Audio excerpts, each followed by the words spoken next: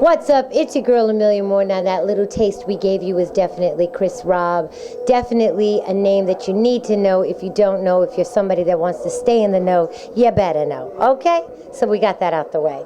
Well, welcome, Chris Rob. Hey, how you doing? Thank you for having me, You know what, we just talked a few seconds ago, and I think one of the things that I loved best about your music is that it was music. There was a lot of musicality in it. What's your background?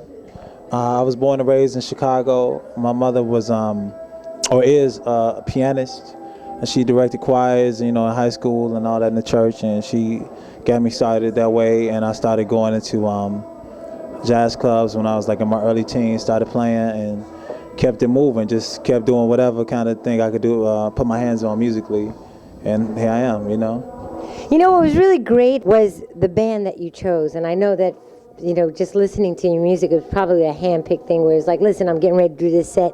Can you come through? I just like dope musicians, what I'm saying? Because I like musicians who can do everything. I grew up having to do everything.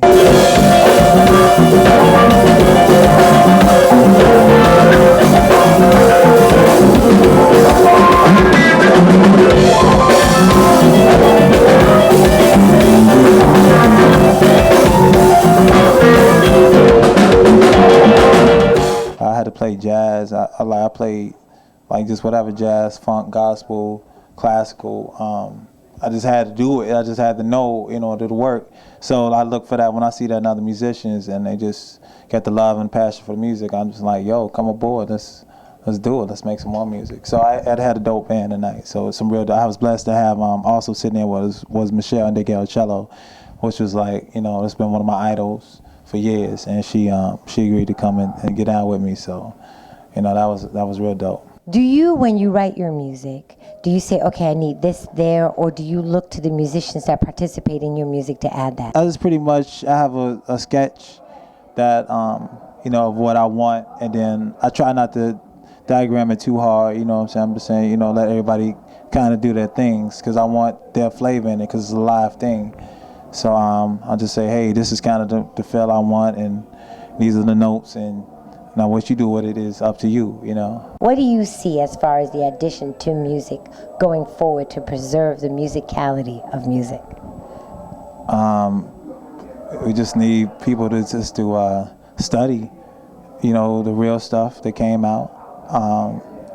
So many legends, there's so many idols I had. I just studied as much as I could. So I think once the music gets inside of you, whatever comes out is going to be, real. You know what I'm saying?